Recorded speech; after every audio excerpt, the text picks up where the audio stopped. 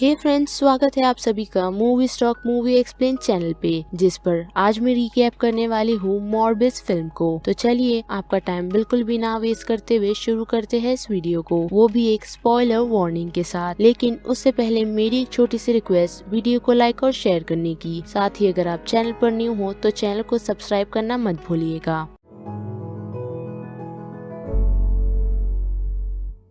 कहानी की शुरुआत कोस्टा रिका से की जाती है, जहां पर हम हमारे लीड कैरेक्टर माइकल मॉर्बिस को देखते हैं, जो कुछ लोगों के साथ अपनी रिसर्च करने के लिए आया है। जिस बीच वहां पर हमें ट्रेलर का वही सीन दिखाया जाता है जहां वो अपने हाथ को काटकर एक इलेक्ट्रॉनिक मशीन के सामने खड़ा होता है, जिसके बाद काफी सारी बेट्स उसकी तरफ अट्रैक्ट होना शुरू होती है, जिस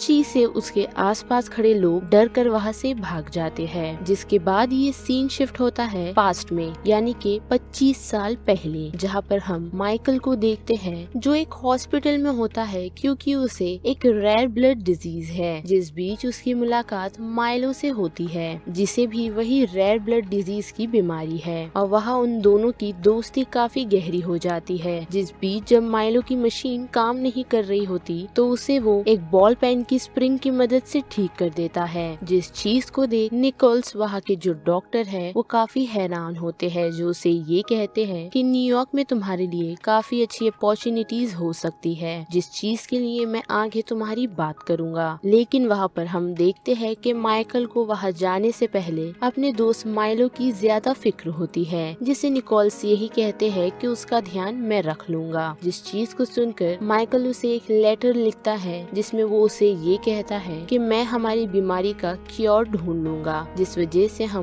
हैप्पीली रह सकते हैं। जिसके बाद ये सीन प्रेजेंट में आता है और हम माइकल को देख सकते हैं, जिसे सम्मानित किया जा रहा है क्योंकि उसने रेयर ब्लड डिजीज के क्योर को तो नहीं ढूंढा, लेकिन उसने उस चीज को प्रिवेंट करना सीख लिया, वो भी उसके बनाए हुए सिंथेटिक ब्लड से। फिर ये सीन हटता है, हम देखते हैं कि माइकल एक छोटी बच्ची का इलाज कर रहा होता है, जिस बीच उसे उसकी असिस्टेंट मार्टिन बुलाती है, जो उसे ये भी कहती है कि तुम बड़ी प्रॉब्लम में फंसने वाले हो क्योंकि उसने नोबेल प्राइज को ठुकरा दिया, जो चीज मार्टिन को पसंद नहीं आती। साथ ही मार्टिन की नजर उसके लैब में रखी कुछ बेड्स पर जाती है, जिसे देख वो यही कहता है कि ये मेरे कुछ साथी है जिसे मैंने कोस्टा रिका से लेकर के आया था, और यही चीज मेरी बीमारी को क्योर करने में हमारी मदद कर सकती है। और वो एक सैंपल निकाल कर एक चूहे पर टेस्ट करता है, जिस वजह से वो चूहे की मौत हो जाती है, और वो यहाँ से उसी बच्चे के पास जाता है। जिस बीच मार्टिन ये नोटिस करती है कि वो चूहा मरा नहीं है और वो काफी हेल्दीली उसके केज में घूम रहा है, यानी कि माइकल की बनाई हुई वो दवाई उस पर काम कर गई है, जिस चीज के लिए अभी उसे ह्यूमन ट्रायल करना होगा। और उस चीज से वो काफी खुश होकर अपने दोस्त माइलो के पास जाता है, जहाँ पर हम देखते हैं कि डॉक्टर निकोल्स अभी भी उन लोगों के साथ ही है जो वहाँ पर माइलो की ब्लड चढ़ाने में मदद करते हैं। जहाँ पर माइकल माइलो को ये बताता है कि मैं हमारा क्योर ढूंढने के काफी करीब हूँ, जिस चीज को सुनकर माइलो काफी खुश हो जाता है। और फिर ये सीन हटता है, हम माइकल और मार्टिन को एक शिप पर देखते हैं, जहाँ पर वो लोग उसी दवाई को माइकल के ब्लड के साथ चेक करते हैं, जो उसके ब्लड के साथ सिंक हो जाती है। और वहाँ पर माइकल ये डिसाइड करता है कि वो दवाई खुद में इंजेक्ट करके चेक करेगा, जिस चीज के लिए उसकी मदद मार्टिन करती है। लेकिन उसी बीच हम देखते हैं कि एक शख्स उन लोगों को इंटरप्ट करता हुआ आता है, जब माइकल वो दवाई को लगाकर लेटा होता है, जिस चीज से मार्टिन चिढ़कर उसे वहाँ से जाने के लिए कहती है। लेकिन उसी बीच उसकी नजर माइकल पर पड़ती है, जो उसके टेबल पर नहीं होता, और वो लोग जब उसे ढूंढने लगते हैं तो मार्टिन की नजर माइकल पे जाती है, जो छत पर उल्टा लटका होता है, जिसे देख वो शख्स उसके और लोगों को बुलाता है। जिस बीच वहाँ पर माइकल उस शख्स पर हमला भी करता है, जिसे देख मार्टिन काफी डर जाती है, लेकिन वो उसे उसी जगह पर लॉक करके शांत रहने के लिए कहती है। लेकिन पीछे से उस शख्स के और साथी आकर मार्टिन को वहाँ से धक्का दे देते हैं, जिसे देख मॉर्बिस काफी चिढ़ जाता है और वहाँ पर मौजूद सभी लोगों को बड़ी बेरहमी से मार देता है। और जब उसे होश आता है तो मिरर में वो ये नोटिस करता है कि उसकी बॉडी के फॉर्म काफी चेंज हो गए हैं, साथ ही वो बगैर बैसाखी के चल भी सकता है, जिस चीज से डरकर वो पहले तो मार्टिन को चेक करता है, जो मरी नहीं नहीं बल्कि बेहोश होती है और वो उसे ऐसे ही छोड़कर जाके सीसीटीवी चेक करता है तो उसे पता चलता है कि यहाँ पर ये सारा क्योर्स और किसी ने नहीं बल्कि उसी ने ही मचाया था, जिस चीज से वो काफी डर जाता है और वो उस सिचुएशन के बारे में पुलिस को इन्फॉर्म करके वहाँ से कुछ सैंपल्स लेकर निकल जाता है। जिसके बाद वहाँ हम दो डिटेक्टिव जिनका नाम साइमन और रॉड्रिगस होते हैं वो पहुँचते हैं, जो उस सिचुएशन को समझाते हुए ये कहते हैं कि वहाँ पर मौजूद जितनी भी डेड बॉडीज है उनकी बॉडी में खून का एक कतरा भी नहीं है, लेकिन उन्हें वहाँ पर एक सर्वाइवल जो कि मार्टिन है वो मिली है, जिसे वो लोग उस सिचुएशन से रेस्क्यू करके हॉस्पिटल ले जाते हैं। और जबकि इस बारे में सारी न्यूज में बातें हो रही होती है तो उस न्यूज को बैठा माइलो और निकोल भी देख रहे होते हैं, जो निकोल को देखकर वो टीवी बंद कर देता है। जिस बीच हम माइकल को देखते हैं जो मार्टिन से मिलकर सीधा अपनी लैब में जाता है, जहाँ जाते वक्त वो ये महसूस करता है कि वो कमजोर हो रहा है, साथ ही उसे वॉक करने भी नहीं जमता, जिस वजह से वो अपनी लैब में जाके वही सिंथेटिक ब्लड पीता है, जिस वजह से उसे शांति मिलती है और वो फिर से चलने लगता है। साथ ही हम देखते हैं कि वो वहीं पर बैठकर उन चीजों को कैलकुलेट कर रहा होता है कि उस दवाई से उसमें क्या क्या चेंजेस हुए हैं, और साथ ही वो उसके लैब में रखी उन बेड्स को भी देख सकता है जो उससे सिंक करने की कोशिश करती है। लेकिन वो अपनी रिपोर्ट में ये भी लिखता है कि ये कंडीशन परमानेंट नहीं बल्कि टेम्पररी है, क्योंकि वो जो सिंथेटिक ब्लड पी रहा है उससे उसे क्योर नहीं मिलता,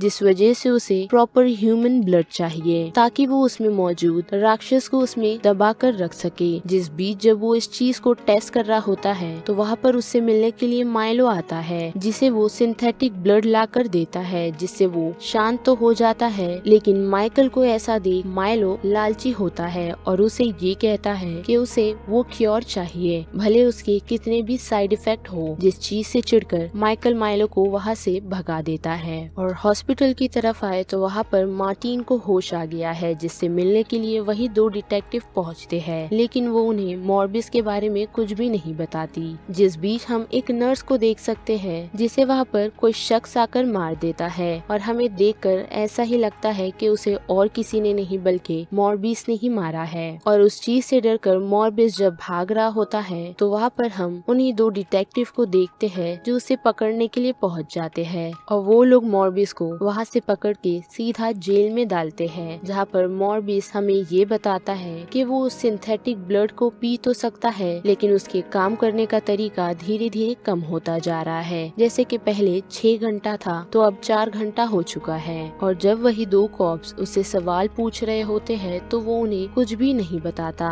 और उनसे सिंथेटिक ब्लड की मांग करता है, जिसे सुनकर वो लोग उसे साफ मना कर देते हैं। जिस बीच उसे मिलने के लिए माइलो आता है जो उसके लिए सिंथेटिक ब्लड छुपा कर लेकर आया है, और मॉर्बिस को ये पता चलता है कि माइलो ने उसका सिरम यूज किया है। साथ ही उसे ये भी पता चलता है कि उस नर्स को और किसी ने नहीं बल्कि माइलो ने ही मारा था, जिस चीज से मॉर्बिस काफी चिढ़ जाता है और उस सिंथेटिक ब्लड को पीकर उस जेल से भाग निकलता है। जिस बीच हम मॉर्बिस की एक और पावर देख सकते हैं जो माइलो को काफी दूर से ही सुन सकता है, और साथ ही वो हवा को देख और उसके प्रेशर को महसूस करता है, और उसे ये पता चलता है कि माइलो ने एक शख्स को मारा है, जिस वजह से वो उसके पीछे लग जाता है, वो भी अपनी एक और पावर को यूज करके, जो पावर हम टेलीपोर्ट की देखते हैं। और वहाँ पर हम उन दोनों की एक स्ट्रीट फाइट देखते हैं जो कि फाइट नहीं बल्कि छोटी सी हाथापाई होती है। जिस बीच माइलो अपना कंट्रोल खोकर वहाँ जो पुलिस वाले उन्हें पकड़ने के लिए आते हैं तो वो उन्हें मार देता है, जिस चीज को खड़ा माइकल देख रहा होता है, लेकिन वो उसे कुछ भी नहीं करता और उस सिचुएशन से निकलने की सोचता है। जिस बीच वो ये नोटिस करता है कि हवा के फोर्स से वो खुद को फ्लोट कर सकता है, यानी कि वो उड़ सकता है, जिसे हम ऐसा करता देखते भी हैं, जो आती हुई ट्रेन से हवा के प्रेशर को महसूस करते हुए वहाँ से उड़ जाता है। और उन पुलिस वालों की मौत को देख वो दोनों डिटेक्टिव काफी परेशान होते हैं। साथ ही वो लोग मार्टिन पर नजर रखना भी शुरू करते हैं, जो उनसे बचते हुए निकल जाती है। जिस बीच उसकी मुलाकात मॉर्बिस से होती है, जो उसे माइलो के बारे में बताता है,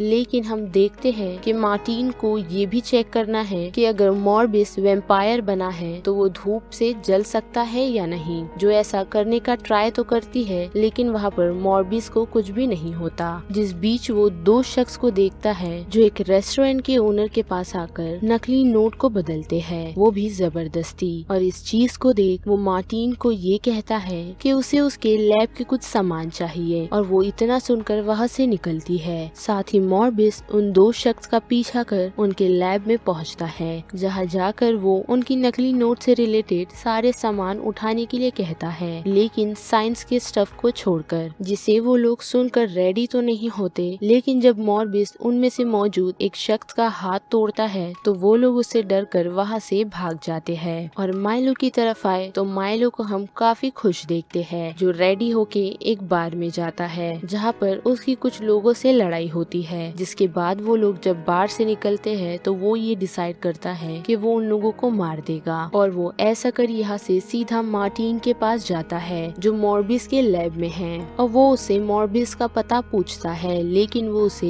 ये कहती है कि उसे कुछ भी नहीं पता, जिस चीज को सुनकर वो वहाँ से चला जाता है। और उस लैब से निकल के मार्टिन सीधा मॉर्बिस के पास पहुँचती है, जिसका पीछा कर माइलो मॉर्बिस की लोकेशन पता कर लेता है। और उन्हीं डिटेक्टिव की तरफ आए तो उन लोगों को बार के बाहर 3 लाशें मिली है, जिस बीच साइमन की नजर वहाँ पर मौजूद सीसीटीवी पर पड़ती है। और वो फुटेज देखने पर उन लोगों को ये पता चलता है कि वो किलर मॉर्बिस नहीं बल्कि कोई और ही है, जिस फुटेज को वो लोग न्यूज में फैला देते हैं। और उस न्यूज को देख निकोल्स को ये पता चलता है कि वो शख्स और कोई नहीं बल्कि माइलो ही है, जिस बारे में जब वो उससे बात करने के लिए पहुंचता है तो वो उसकी बात नहीं सुनते हुए उसे ये कहता है, तुमने हमेशा से माइकल को ही आगे रखा है। और उससे चिढ़कर वो निकोल्स को घायल कर देता है। और माइकल की तरफ आए तो हम देखते हैं कि माइकल ने माइलो को ठीक करने का क्योर बना लिया है, जिस बीच उसे निकोल का कॉल आता है और वो उसे मिलने के लिए बुलाता है। जहाँ जाने के बाद निकोल्स उसे ये कहता है कि तुम्हें माइलो को रोकना होगा, और इतना कह के वहाँ पर निकोल की मौत हो जाती है, जिस चीज से माइकल काफी चिढ़ जाता है। और साथ ही वो ये भी सुन पाता है कि मार्टिन उसे आवाज दे रही है, जिसे टॉर्चर और कोई नहीं बल्कि माइलो ही कर रहा है। और वो वहाँ से टेलीपोर्ट होकर सीधा मार्टिन के पास पहुँचता है, जो ये देखता है कि मार्टिन काफी घायल है, जिसे बचाने के लिए वो उसे अपना ब्लड देता है। और उसके बाद वो उसका ब्लड पीकर माइलो को मारने के लिए चला जाता है, जहाँ हम उन दोनों के बीच एक फाइट देखते हैं, जिस बीच मॉर्बिस काफी सारी बैट्स की मदद लेकर माइलो को रोकने में कामयाब होता है। और साथ ही वो उसे उसका बनाया हुआ सीरम भी इंजेक्ट करता है, जिस वजह से माइलो की मौत हो जाती है। और उस बीच हम उन्हीं डिटेक्टिव को देखते हैं जो उसी लोकेशन पर आ पहुँचे हैं, जिनसे बचते हुए मॉर्बिस उन्हीं बैट की मदद से वहाँ से भाग निकलता है। और साथ ही मार्टिन की तरफ आए तो उसे होश आ गया है, यानी कि मॉर्बिस का ब्लड उस पर काम कर गया। जिसके बाद हम